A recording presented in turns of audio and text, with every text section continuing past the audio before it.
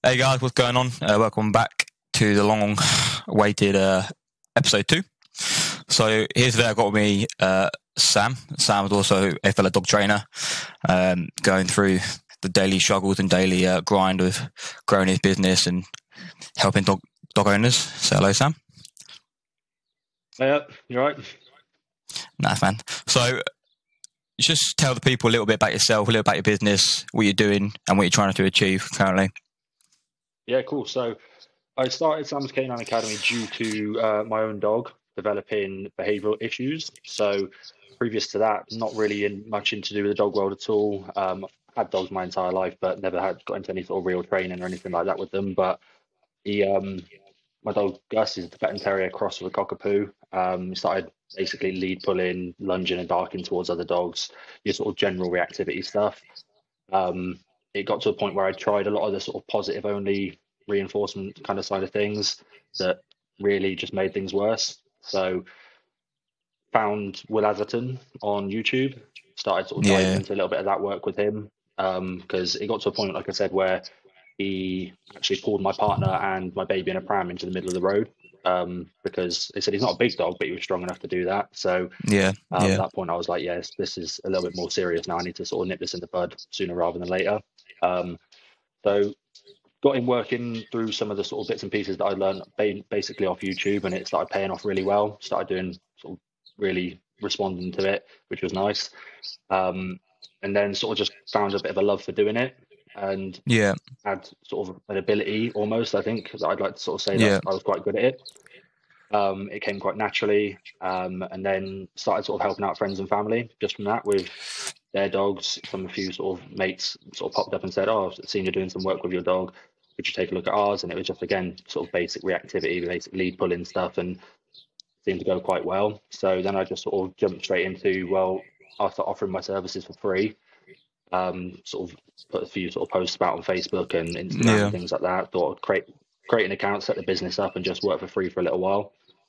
Seemed to go really well. So then I started charging for it, which again went really well to begin with. Obviously, like you said, the struggles initially of building up a client base is always difficult. Absolutely. But but it started going quite well. Started picking up a little bit of a following on Instagram and sort of Facebook and things like that. Obviously, you got the support from your sort of family and friends, which always helps. But it really does. It started working more dogs. Started educating myself more and more as much as I possibly could. Just tried learning everything, anything I could about dogs, dog training, dog behavior, all that sort of behind the scenes stuff. And then just got my hands on as many dogs as I possibly could, and it started going really well. And like I said, it's now at a point where I'm mainly booked up at a month in advance, which is really nice because it means that absolutely. I'm helping a lot of people as well, which is the main thing, is helping people who are really struggling with their dogs, who don't know who else to turn to, and they've tried many different avenues and things like that, and then being able to actually make a difference and see progression with their dogs has sort of been the sort of driving goal for me throughout all of it. Yeah. I mean, you mentioned earlier on about the reason why you're starting is to try and get your own dog in shape, kind of thing. I feel like that's the story for a lot of dog trainers, is that obviously they don't set out, go, I want to be a dog trainer. They kind of start having issues, or they want to make sure their dog is a certain standard or a certain way, and that's the reason why they really dive in. And then they find out through that they kind of have a like I say, like a natural talent for it, or almost a just like a natural instinct with timings, with just things like that, and it just comes easy to these people, you know. Yeah, exactly, mate. And that was it. It was almost night and day with Gus. It was him going from being, like I said, he was nowhere near, looking at the dogs I work with now, and nowhere near one of the worst dogs in the world. He just was curious and wanted to go and play with other dogs, but he would pull and bark and lunge and all that sort of stuff. So, and like I said, doing a lot of the sort of positive only reinforcement side of things, it did make it worse, if I'm honest with you. And like I said, I did see sort of a few trainers and it just didn't really help. So tried sort of a more balanced approach. And like I said, it was literally night and day, just seeing the difference in him understanding and his engagement with me after just implementing a few sort of different methods about how to approach it. You could see his response to it was really positive. He really enjoyed the training from that point onwards, and it was really like we're working as a team together now, rather than it being a battle all the time. Which was, like I said, for me and him especially, been a game changer. Like, and now he's, like I said, he's a role model dog that I take with me to a lot of my sessions because he's super neutral now, where I can have him around a dog that's trying to rip his head off or a dog that's trying to play with him and being completely erratic, and he's just chill now. Like, don't get me wrong, if I give him a break and he wants to go and play, he'll go and play happily and things like that. But at the Yeah. same time as when I need him to sort of be glued with me, eyes on me, engagement, focus, and things like that, he's solid. So yeah, it's been fantastic for him, and I've sort of given him a better life as well, so that he can actually be fulfilled rather than just being sort of your generic dog walks and that battle that a lot of owners have. You see it all the time. Yeah. I mean, on the street, you're only driving down the road and you've got the owner walking with the dog and a flexi and a harness, just driving them all over the place. Yeah. Yeah. Yeah. You see all the time. General view at the moment. Yeah, exactly. and I think so. Yeah, no, it's gone. No, sorry, mate, you go. I was going to say, like, I feel like it gives the dog owners and reassurance knowing that dog trainers started from that, if you like, started from having issues with their own dog, and then building up to, obviously, like you said, seeing them as their role model dog. And I think it's good for owners to see that they can have that transition from, obviously, we put in hours and hours of work, but if they put in the work, they can equally have a dog that's gone from one end of the spectrum to the other end of the spectrum. Yeah, exactly, mate. Yeah, 100%. Like, I'll say it to a lot of my clients because they kind of sort of look at the videos and that I've got on Instagram and see me sort of mucking around with Gus, and he's quite, like, he's obviously doing well, and they go, "Oh, I wish you could have a dog like that." And at that point, I'm like, "Well, he was like your dog. He was worse than your dog at this point." Or, do you know what I mean? And it's just, I said, it is about putting that work, putting those challenges for them so they can overcome it with you, as, like I said, as a team unit, so that you're actually building that relationship at the same time as actually making your dog better and then making yourself better. And like I said, it's one of the things I've had with most of my clients is about just being able to enjoy the walks again. That is one of the things that they said it's become more of a chore. They walk around the family, no one wants to take the dog out because the dog's pulling, lunging. It's just embarrassing for them when they see other people, and they just hate doing it. And it's some of the sort of flip side is, well, I want to get people to be able to go out and actually look forward to taking a dog out in the evening, or get home and it's like the first thing I want to do, I want to take the dog out because it's an enjoyable experience. Yeah, I absolutely get that as well. And a lot of owners, obviously, they don't look, like you said, it becomes a chore. And I will often also say the cheer of your day to the joy of your day kind of thing. And I feel like it creates more issues as well when they come into that mindset, when they're frustrated, already expecting it to go poorly, and the dog can sense that through the lead, especially, and then because they don't want to be seen getting pulled down the high street, as soon as they get to wherever they're going, they just let it off, and that just creates more issues as well. Yeah, exactly. Yeah, one of the biggest issues I have with most of my sort of reactive clients is they keep their dog on the lead, and then it's the off-lead dog that, oh, it's friendly, don't worry, it's friendly. And it's like, okay, but this dog isn't. It's going to bite your dog, so keep it away. But as I said, they get to that point, the owners, and I get their frustration, I do, and I sort of sympathise with it. They've been pulled around the whole way down to the field, and they just want to have a little bit of respite, so they let the dog off and just let him go crazy for 5-10 minutes. And like absolutely. You said, at that point where that's when the problems start becoming worse, and it actually becomes more dangerous for them, their dog, other people, other people's dogs. So, I mean, children, whatever it is that scenario just can become 10 times worse in a matter of seconds. So yeah, absolutely. And it's a difficult. I know you'll see the same, but it's almost not even about training the dog. And people listening probably heard it 1,000 times. But the hardest thing is trying to just change how the owner sees the dog, sees the training, and to make them enjoy it, see that it's an enjoyable process. It's about enjoying your dog, but like you said, loving leadership, things like that. And through that, you enjoy your dog more. But I feel like the harder thing is always the joy for me when I get an owner who's fully willing to change their lifestyle or to adapt their lifestyle for their dog, which is how it should be, because they all see their dog as a part of the family, but yet some of them aren't willing to adapt and change their lifestyle to fit their dog. Yeah, that makes sense. Yeah, definitely. Yeah, like you said, is don't get me wrong, majority of clients are great and they are willing to put in the work. And when you explain it properly to them about, I think what a lot of, not necessarily dog trainers, but what people in general tend to forget to do when they've got clients or people they're trying to convince is explain the reasons why. So you need to do this because it's going to lead to this, or you need to change this mindset with yourself and your dog because it's going to end up like this. And then there's a reason why behind it. If you're just telling people, oh, just do this, or oh, just do that, they kind of just sort of switch off and go, oh, well, yeah, it worked in the session, but I tried it at home and it didn't really work at the first time I tried it. So I've kind of just not bothered again. It's like, if you really explain to people, I think, the reasons why it's going to be beneficial and the reasons why it's going to work, and sort of take a deep dive and sort of really encourage them through that process, then I think a lot of times they are then more willing to put in the work. But yeah, absolutely, like you said, is there are a handful of people who just aren't willing to put in that work because, for whatever reason, whether their lifestyle's too busy, they don't have the time, whatever the reason is like you said, is my sort of area there is I sort of tend to people will say, look, realistically, this is the amount of work that's needed. If you're not willing to do it, you've just got to lower your expectations of your dog, because it's not going to be able to get there in that time frame that you're looking for. Yeah, absolutely. Yeah. And like you said, I feel like the majority of your clients are good. I mean, they've already made that first step and admitted that they need help, and most of them obviously find help. So they've already made that first steps into accepting and recognizing that they need help. So they are usually quite good when they've obviously paid the money and yeah, like you said, as long as you explain it well, most of them are on board and they understand what's required of them and from the dog and from each other. Like, and it's nice. There's nothing better when you get a client and like you set them a bit of homework or you set them things to do and then they do it and they see the progress from just them doing it, not just from the sessions that you give them for the hour, 2 hours, but they then see the progression from them carrying on and doing the homework, and they say, oh, I can do this as well. It's not just the professional trainer that can do it. I can actually do this and make my dog better and more enjoyable and more neutral kind of thing. Yeah, mate. Yeah, 100%. And it's, like I said, is like you just sort of hit the nail on the head there, is people think that it's only professional trainers who can do it.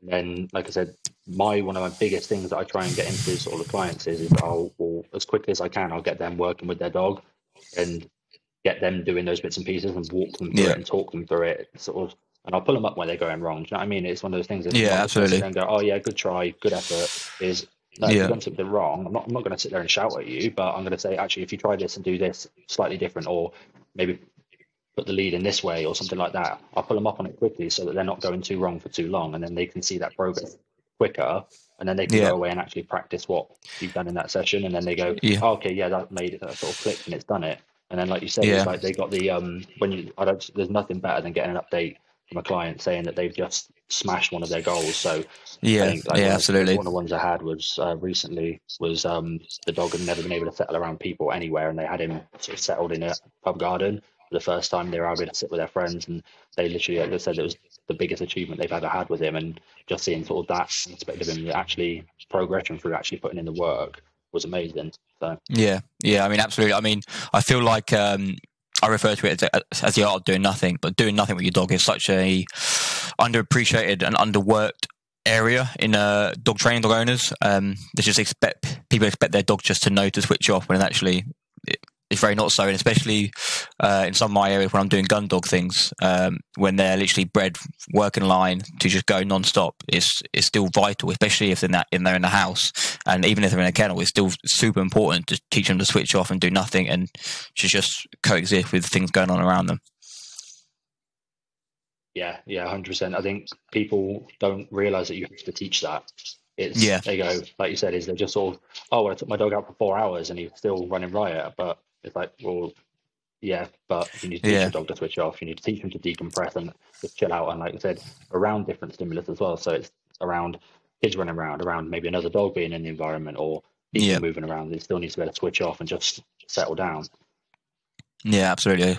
So just because I'm not sure you covered it, just let people know like what services you currently offer and whereabouts you're offering them, just so if anyone's is local and in need of help, they can get in touch, you know? Yeah, cool. So I'm in Swindon, which is in Wiltshire. So I cover sort of Wiltshire and sort of maybe surrounding areas, depending on sort of some of the cases and that. Services are sort of your basic dog training, so your general obedience stuff, your sits, downs, stays, weights, sort of things. I cover reactivity, go into sort of levels of aggression cases as well. So covering all sort of issues, behavioural issues, really. But like they said, you've got your basic puppy classes as well. I tend to do more one-on-one sessions than anything. I do offer pack walks, so I do them sort of once every month, where it's a neutrality walk. So it's basically just teaching the dogs to be able to decompress, like you said, and be neutral around other dogs instead of just going alpha leather all the time. So I do those once a month, and there's sort of various locations around Wiltshire. But yeah, it is basically, as I said, is more it's basically on a case by case basis. So someone sort of messages me with an issue with their dog. That's usually sit into either a behavior mod situation or a general obedience situation. So it usually falls into either of those, unless it's a puppy, obviously. So that's essentially what I cover, is pretty much anything and everything. Sort of with your generic pet dogs. I haven't ventured into the world of sport dogs yet. It's something I'm very, very keen on doing. I mean, I think it's one of those things that will be, it's super time consuming. I know if I start it, I won't want to stop it. So I'm going to have to keep myself where I'm at the moment, and then hopefully go down that route another time. Yeah, I mean, there's so many avenues as well when it comes to sport dogs. There's so many different breeds, so it definitely can be a rabbit hole.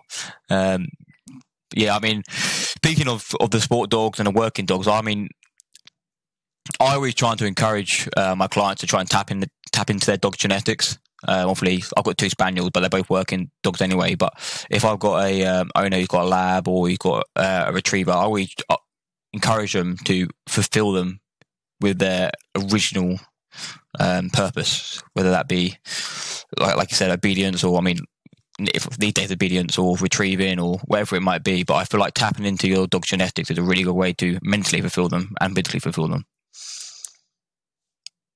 Yeah, exactly. Yeah, and I often tend to find as well that can also help with a lot of reactivity cases.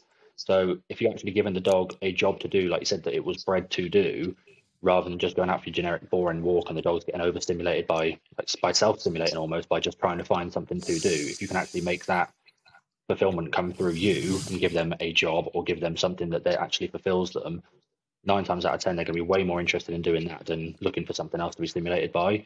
So 100%, by fulfilling those dogs in the ways that they were bred and meant to be fulfilled, like I said, whatever that is, whether that's just playing tug, whether it's doing fetch and retrieve, or you know what I mean, whether it's just getting a flirt pole out and just having them chase it around for like 5-10 minutes, just actually fulfilling them and giving them something to do that they actually really desire and really want to do. And then you go, oh my God, this is the best thing in the world. Why would I want to go over there and play with that dog when I can come over here and play with you instead?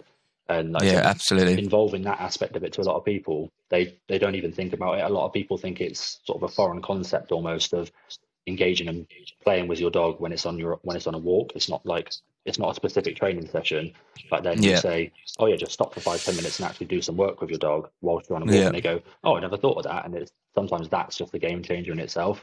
Yeah, like I said, it builds up engagement. And again, like when you tap into what they're bred to do, this obviously is so deeply buried in their DNA that they just have a natural love for it. And I feel like through play, whether it's tug, whether it's doing retrieval games or food games, whether it is through playing with your dog, I feel like it's one of the only ways we can communicate with them when they're in practice, when they're in that high aroused state, i.e. when they're playing with other dogs or when they're chasing other dogs, and they're in that high state. Playing replicates that. So if we can get our dog to listen and pay attention to us in that high intent play, then we can replicate that and take it to recall when they're chasing dog or chasing squirrels, because they're used to listening to us when they're in that aroused state. Yeah, massive. That's so important. Like you said, it's all well and good doing everything in low distractions, and your dog can be perfect in the back garden, do you know what I mean? Or in the house, but the minute it goes outside and it sees a squirrel or a duck or another dog, and then all of your work just goes out the window. You just haven't done enough of that stuff. So like you said, is practicing in those environments, almost sort of faking those environments. Like you said, building up that play, building that engagement, and then disengaging it almost, just to allow the dog just to go, okay, so I need to listen in all scenarios, not just the ones that I pick and choose. Yeah, absolutely. So as a business and then as a dog trainer, where do you kind of hoping to push yourself in the next 3, 4, 5 years? What's kind of your goal for that? So hopefully, like I said, is at the moment I'm doing it sort of part-time. So I work my 9 to 5 in the day. So I'm doing a lot of the dog training evenings and weekends, which I said has its perks, because a lot of people are in similar situations where they work those times as well. But at the same time, it is something that I'd 100% like to sort of take full time if I possibly could. Like I said, I'm doing sort of fairly well for myself at the moment without sort of blowing my own trumpet, but I'm sort of proud of where I got to in in this short space of time. But yeah, absolutely 100% would like to sort of get to a point where even if I could do it sort of a few days a week or then sort of transition into full time would be amazing. So that is the end goal. how long that takes to get there will depend on sort of how hard I can push the business over the next sort Yeah. of year or two. I'm Yeah, looking to sort absolutely. of do a few more mentorships, a few more Yeah. sort of things like that, get my sort of deeper dive into some of the sort of educational side of things, really push myself and sort of push the business as far as I can take it. And yeah, the end goal for me really with it is that I've got two little boys. So Yeah. is the end goal would be for me would be to have sort of a family business where the sort of my Yeah. boys, when they're a bit older, they're sort of taking on some of the bits and pieces, and like Yeah, that's even if it's nice. just the dog walking to begin with, but then actually sort of training them up to be sort of good trainers as well, so that if they wanted to, they could sort of take on that side of things. And do you know what I mean? There's nothing cooler when you sort Yeah. of see someone who's sort of naturally good with dogs. Do you know what I Yeah. mean? It's like you sort of got a group of mates, and one of them's just got that natural sort of, they've got a really well behaved dog, like Yeah. a Labrador that just follows them around, just does everything they ask. And it's even if it's just something he wants to do as a hobby, that, do you know what I mean, the kids, they want to do it as a hobby, but it's Yeah. I think it's an important thing to teach them, teach children anyways, how to behave around dogs, Yeah, absolutely. because I mean there's for a safety side of things, I said, is we had the sort of same thing with my little boy, and when the Gus was a puppy, about teaching them how to sort of interact safely. And that was, Yeah. like I said, that was just mainly just sort of more common sense stuff, to be honest. But then when I learned a lot more about it, did a deeper dive and actually sort of sat my little boy down. He's only 4 years old, but sort of sat him down and explained sort of the do's and don'ts around the dog. The dog's Yeah. sleeping, leave him alone. If the dog's eating, leave him alone. And then sort of how to disengage and play and things like that. But yeah, they said that's the sort of the end goal. That would be sort of amazing for me. Would be sort of having a sort of family business that I can sort of leave for them to sort of carry on in sort of future generations, sort of thing. But yeah, that would be awesome. Yeah. Yeah, it'd be awesome. It'd be cool. Like, it's just the three of you, just again, like all kitted up, all representing your brand, your business, working dog. That'd be cool. That'd be very cool. So Yeah, mate, yeah. yeah. So as you've been going through, like you said, you're still fairly early in your dog training, or your business side of things. What would you say is the biggest issue you're seeing at the moment with owners or with the dogs? I know you cover a lot of spectrums, but what is one of the biggest issues you're seeing currently? So generically, it's lead pulling. Every sort of Yeah. most dog owners will sort of suffer with lead pulling in some aspect or another. And then obviously you've got your barrier, frustration, reactivity elements. But I think the biggest issue that I think from sort of a more of a dog trainer perspective is just lack of engagement. Is Yeah. lack of, Yeah, like we were saying absolutely. earlier, lack of people actually fulfilling their dogs and actually training their dogs, even not like on a trainer level, but just giving the dog a reason to want to engage with them, and Yeah. not just clipping the dog on a harness and just going out for 20 minutes, just letting him do what he wants to do and then just coming home again. I think Yeah. from a sort of root cause problem, I think that's what then leads to all of these other behaviors. So Yeah. I think that's sort of the biggest issue that people, and it's just, I think a lot of it is just awareness. Like, I don't think people are aware that that's what they should be doing with their dogs. Not that, I mean, you've got all of Yeah. these things that we say as dog trainers come with a caveat that if it applies to you and it's going to help you, great. If it doesn't apply to you and you're fine with your dog, just keep scrolling. It doesn't matter. Yeah. So Yeah, absolutely. it's like I said, it's sort of same thing with everybody, is if I can say something online on social media on a post or something that's going to help one person or 10 people or whatever, great, fantastic. It means that I've helped somebody. If it doesn't apply to them and your dog's fine and you're happy with your dog's situation, great, that's fantastic Yeah. as well. I mean, that's amazing. If you're happy and your dog's happy, like, don't get me wrong, from a trainer perspective, I could probably see situations where you could fulfill your dog more, you could have a happier, better relationship. If you and your Yeah. dog are both content with how things are, fantastic, great. Yeah. I mean, I often, all my mates who have dogs, I'm often telling them to like just go and see a trainer, or like anyway, just even if you have a good dog, like you said, that's like you got lucky, you got good genes, got good genetics, whatever it might be. But going to see a trainer, you can just say, hey, listen, like this is my dog. I just want to be a better owner, be a better dog parent, whatever you want to call it. And people don't realize how little they know. Like even myself, I know a little bit at the moment, and I'm always still learning. But you find a new course, or I do a new course, I do a new online thing, or I go to a seminar, and it just opens more like rabbit holes to go down and to learn about. And I feel like if every dog owner had that openness to learn, then we would have a lot less reactive dogs and a lot less troubled dogs. It's just, I think especially the older generation, or at least in my case, what I've seen is that, like when I was growing up, I had a lot of working dogs, spaniels, labrador, things like that. And what I know now compared to what I knew when I was younger, and just listening to my dad and what and how he taught me to train my dogs originally, is leaps and bounds different. So just being openness to learn is it's such a big thing to you in your dog's life. Yeah, I don't think you can sort of hit the nail on the head more there, to be honest with you. Like what I sort of say to a lot of people is until you know, you don't know. So Yeah. there's a lot of things that I'll say to people in sessions where they go, "Oh, I've never thought about that," or something as simple as just, like I said, dogs doing something in the house, and so I put the lead on the dog in the house, and they go, "Oh, I've never thought about putting a lead on my dog in the house," and they go, "Oh, it seems so simple. I feel so silly," and it's like, well, no, you don't need to feel silly. You didn't know, and you're not in that world absolutely. where you would ever know.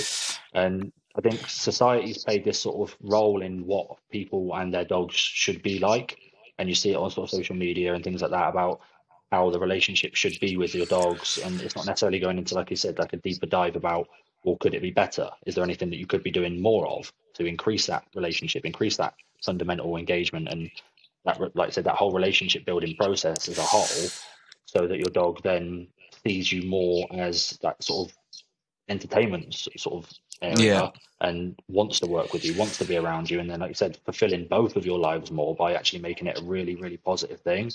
But like I said, I think a lot of it is just down to awareness. There's not a lot of things for the generic dog owner available. Like there is, don't get me wrong, there is YouTube, but it's more niche sort of Google searches or YouTube searches or finding the right trainers to follow on Instagram or Facebook or whatever. But I think the common sort of knowledge of generic dog owners is so little. Like I said, like similar to yourself, is I'm still very much at the start of my journey. I've still got so much learning to do and so much experience to gain that I'm just jumping on anything and everything I can at the moment to try and build that knowledge up as much as I can. But for the generic owner, there's so much they don't know that would, like I said, even if they think their dog's perfect and their dog walks nicely, there's so much more they can do. Yeah, absolutely. Sort of tell people that would be amazing. Yeah, like if they've got a good dog already that's obedient, like I said, if they just got lucky, how they are so far, even just helping their engagement, they're going to see a big difference in the dog's engagement with them, and that will react in everything they do, in their recall and their obedience and everything like that. So even just, like I said, even if you think you've got a good dog, just going to learn a little bit from a dog trainer, like hop on a video call with them or do a one-to-one, just learn a little bit more, or even having little problems. There's no problem too small that won't have an impact in your life somehow, you know? Especially with a dog and an owner. And I just think I completely agree. And the issue with YouTube, and I found this even to this day when I'm trying to find new people to learn off of, or new trainers to learn off. There's a lot of crap on YouTube and on social media, and like with people only show you what they want to show you and what they want you to see. I try and be as transparent as possible in my videos on YouTube and Instagram and things like that. If I'm filming and my dog's made a mistake, I'm not going to cut it out. I'm just going to go to the camera, explain what I've done wrong. But most of the time it's me, or sometimes it's a dog. Most of the time it's me. I've done something different or wrong. I try to explain to people that it's not always perfect. It's not always going to be that perfect YouTube video or Instagram video you see. You know, that the trainers make mistakes. The trainers have bad days. You know, and just try and be as transparent as I can with the clients, so their expectations aren't too high for their dog. Yeah, 100%. It's like you said, Gus makes mistakes daily. His position might be off, or I said I know we've worked on something and he kind of tries pushing that boundary a little bit. And I'm like, no. I think what is the important thing is the response to that, not failure. I wouldn't want to call it failure, but that response to the mistake is you can let it slide and just go, whatever, just carry on. And then it becomes a little bit more sloppy. And the next time it's a little bit more sloppy. And then all of a sudden you're sort of 10, 11 mistakes down the road and the dog's a completely different dog again.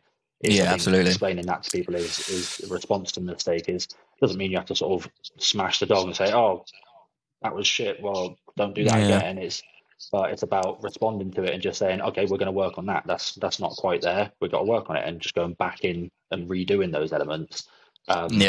And like I said, really, really sort of working with your dog at that point. But yeah, like you said, I think for the public especially, is quick Google search is going to for reactivity, or a quick Google search for lead pulling is going to bring up about 1,000 different ways to do things, and it's so hard for the public and generic dog owners to actually find information that is actually going to be beneficial without actually going to see a trainer. Like, don't get me wrong, there's a lot of fantastic stuff out there. In, absolutely. Whatever sort of camp you sit in, positive only, force free, whatever it is, there's a lot of really, really good information out there. But there's also, like you said, there is a lot of shit. There's a lot of crap out there that just isn't worth the time of day looking at. And it's not necessarily worth the time of day looking at. It's confusing for people, because what worked with that dog in that video won't necessarily work for your dog. Yeah, absolutely. The dog that's in front of you may be completely different, require a very different training routine, different techniques, different methods to achieve the same outcome, but the process of actually getting there might look 10 times different. And they said, until you've actually gone to someone who can actually notice that and see that from within the first sort of 5-10 minutes and go, yeah, that system is obviously not working, we need to switch things up, you're just going to sort of keep beating your head against that wall a little bit and just saying, well, why isn't it working? We've done everything that the guy on YouTube said and it's not working. They get frustrated, and then they said that's when they sort of get to the end of their tether with it. Yeah, and it's, like you said, there's 1,000 different ways to do 1,000 different things on YouTube. So I think my advice for any owners listening would be to try and find a trainer or trainers that you share their principles and their philosophy in how they train their dog or how they train their clients, and kind of stick to a couple of trainers that you like how they do things and you like the results they get, and then learn their style almost, and then you kind of see as and when they use different things, as and when they use different tools. Obviously, the benefit of dog trainers is that they have many tools in their toolbox, whereas as an owner, you have none to start with and you're trying to learn just one way. So I would say find a couple of trainers that you, like I said, that you like, and just follow their structure and their journey, and that should help you and kind of narrow down the information to, like I said, one person, one style. Yeah, and the thing is that there's nothing wrong with looking like multiple different places to try and get little sort of tidbits off what things, different processes that might work. But if you've got to be consistent with your dog, and you've got to give that particular method a little bit of time at least to see if there actually is progress. If you try it once and it doesn't work, and then move to another method and that doesn't work, move to another method and that doesn't work, it's just going to be confusing for the dog. It's just going to start damaging the relationship with you and your dog, because the dog just sat there going, or what are we doing? Why are we doing this? Yeah. There's no rhyme or reason. You've got to be able to stick with it and like sort of trust the process a little bit. And like you said, is the sort of quick transitions you see on social media and YouTube, like they're over like a 5-minute clip, 10-minute clip, something like that. But a lot of the behind the scenes stuff has been hours of work. Literally hours. A lot of stuff that you don't see. And I think people tend to forget that, and they just go, oh, well, I tried that tune-up drill and it didn't work, or I tried doing the food work and it didn't work. And it's like, trust the process. Take a little bit more time, do a little bit more research about it, really understand the ins and outs of, like I said, the reasons why it works and things like that. And then, like I said, trust that process and just spend a little bit longer than maybe what you would have usually. Just give it a chance, and then you might sort of see a little bit more progress down the line. Yeah, I mean, I always say to my clients, it's not about coming to me and being fixed in one day. It's about your dog getting 1% better each time you take your dog out to train. It gets 1% better. If that's all we strive for, then eventually we're going to hit that 99%.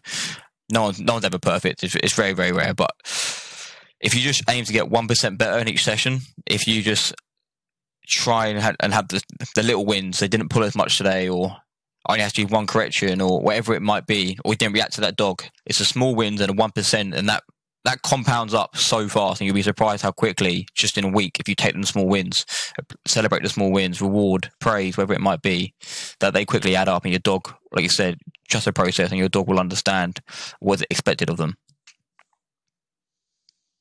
Yeah, exactly that. And like you said, is just those little wins. And I think sometimes people get a little bit downhearted when they in a session say their dog's been pulling on the lead for 2-3 years. I'll take the lead, as I said, switch up a tool maybe, and then within sort of 15 to 20 minutes, the dog's walking sort of on a very nice loose lead. They go, oh, well, I'll never be able to do that. And I go, well, no, you will absolutely be able to do that, because that's what we're now going to work on, is I've done a little bit of the initial work for you just to show you that it can be done. It's not me sitting there showing off and saying, look how good I am. It's showing you that your dog can do it. Now I'm going to show you that you can absolutely do it too. Yeah. We're going to work on that for the rest of that session, the rest of the next 4 or 5, however many sessions it is. We're going to work on mainly you doing a lot of that work, and me just sort of, like I said, that touching up where you may be going wrong, or adding in sort of really sort of positive bit. Yeah, you did that bit really well done, keep doing more of that. And you can see how the dog responds. I think a lot of the time people, if you can show them how their dog responded to a certain way they've done something in a positive way, it almost clicks a little bit better because they can actually see it actually working with the dog. And then they sort of go, okay, so I did that bit well, and then they learn that process. And like I said, is if you can get your clients feeling good about themselves and good about the way they're working with their dog, they tend to want to trust that process more. They tend to want to put a lot more of that work in and follow through with it. Yeah, no, I absolutely agree with you. And like you said just then and earlier on, it's not about, like I said, you can grab the lead, get them walking nicely within 5 minutes, 10 minutes, whatever it is, but that's not what you're there to do. You're there to teach the owner as well. I mean, my saying is always train the dog, teach the owner, and grow together. And that's the idea. Like, the dog can probably do it, or you can do it with the dog quite quickly because, like I said, our timings are quite natural or whatever it might be. But it's not about what we can do. It's about trying to help you and show you how easy and simple it can be if you're just willing to put in the work. Yeah, and exactly that. And it's also, as well as, I think a lot of the times with the, like you said, is taking the dog on the lead in that is, if you can't prove that you can do it as a trainer, you can't then expect your clients to be able to do it. Yeah, I think a lot of the time, absolutely. People will go to somebody and they'll just talk at them for an hour, 2 hours, however long the session is, and they'll just say, oh, do this, do that. Never really touch the dog. I've had so many clients come to me who they've been to a previous trainer who've never handled the dog once. They've just been talking to them the whole time, and they just said it just wasn't worth anything because they didn't gain anything from that. And like I said, is if you can show them that, look, yes, I can do it. Yes, that's not what we're here to show. But if I can show you that the dog can do it, and I can show you that this is how we're going to proceed, then I'm going to show you how to do this exact same drill. Then that sort of just that flow goes nicely into that training session. They go, okay, cool. And at that point, they're sort of more motivated because they've seen it happen. They've seen it work. So then they go, okay, now I want to nail it. And then they go in and they jump in, take the lead. And then they said, is sometimes it takes a little bit more work with some people. Some people are more naturally talented at it. Some people aren't. It doesn't mean they're not going to be able to get there. It just means it might take a little bit longer. And as long as you explain that to them, as I said, 9 times out of 10, the clients are more than happy for that process to be as long as it takes. Yeah, like I said, it's all about managing expectations between all three of you, between just like you as the trainer, what we're going to work on today in this session, expectation with the dog, how well they're going to progress in this one session, and then expectation with themselves, how well they're going to understand the process that we're doing and what we're going through. And if you can just, like I said, most of the time, like I said, they've already made the steps. They're very willing to learn. They're very happy to be there. They're grateful, and they take everything on board. It's just about showing them the process. Yeah, that's it. It's showing them that they can do it. It's not a lost cause. I think a lot of people I come to just think like, oh, if I can't get it done, that's it. We're not sure if we can keep the dog, or we're just going to not take the dog out to these certain places, or take a dog where there's children, or another dog, or whatever it is. And it's like, and when you show them that it can be done and that they can do it, they're the ones that are actually in control of those situations, and they can work with their dog in those situations rather than having that battle with them. That sort of light bulb moment goes, and they click and they go, oh my God, this is actually happening. Like, we're actually doing it. And then, like I said, as long as they keep that work up and they're willing to put that work in for as long as it needs for that dog to really grasp that that's the new norm, then that's, I sort of said, when you sort of get the really positive outcome of it, of them really enjoying that process. Yeah, absolutely. I totally agree. So what I want to finish off with in the segment for me, and we spoke about it briefly in terms of the online social media stuff. I find it quite often how, again, I'm sure you get it all the time, but some dog trainers like to tear other ones down, and it can be quite a negative, bit of a bitchy place. So what I want to do is I'm going to ask you some creators or dog trainers that you've shadowed or whatever it might be, and I want to just share some love and support for other trainers, and to, like I said, if you can't help someone out because they're too far away from you, maybe you can offer someone else. So if you could just share maybe 2 or 3, like I said, creators or people you've shadowed that you think are doing a really good job, and just explain why you like them, why you like the style. And about that, we can just yeah, absolutely, yeah. So yeah, and also just want to touch on exactly what you kind of just said there about the online social media bit, where you've got a lot of people slating each other and getting on each other's backs. I have a sort of similar thing in my own area. A particular set of dog trainers who don't like the way I train for being balanced, and I've had people who've called up my own clients trying to slate me to my own client who's chosen to come with me, yeah, which is that it's not nice. And it's, like I said, you see it on social media all the time, is about people just bashing other people for the yeah, way they train or the way they want to train their dog. I think it's sort of a sad state where you can't be confident enough in your own work that you have to then jump on a social media platform behind a keyboard yeah, and start tearing people down. I yeah, think if you can just shed positivity and just express that in your work and your social media platforms and your energy as a general sort of purpose. And like I said, is with those things on social media, there is going to be, it doesn't matter if you're a dog trainer, it doesn't matter if you're a bodybuilder, whatever avenue you're in, there's going to be things that you come across that you don't agree with. So yeah, absolutely. it's you can either choose at that point just to say, oh, I'm going to jump on and call this person an idiot or whatever, or you can just go, ah, it wasn't for me, I'll just keep scrolling and just keep scrolling. Yeah, It doesn't have to bother you, doesn't have to bother them.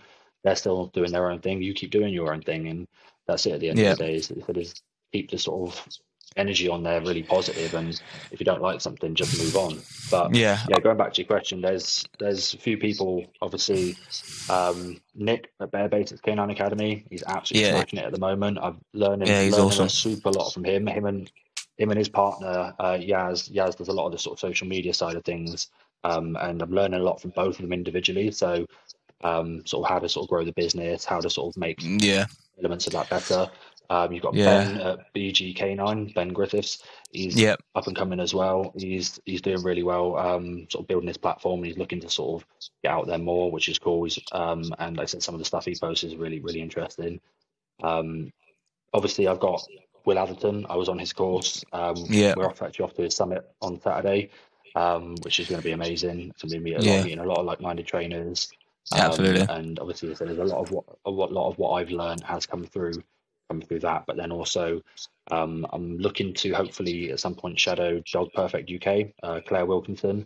I think Yeah, she's awesome, amazing trainer. I'm learning loads from just watching a lot of what she does.